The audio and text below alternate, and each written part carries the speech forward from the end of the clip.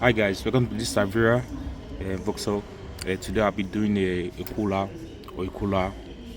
for this car. So basically the oil cooler was leaking, the old one, so I have to like move the oil cooler, move the chogo, move the DPF to have access to it.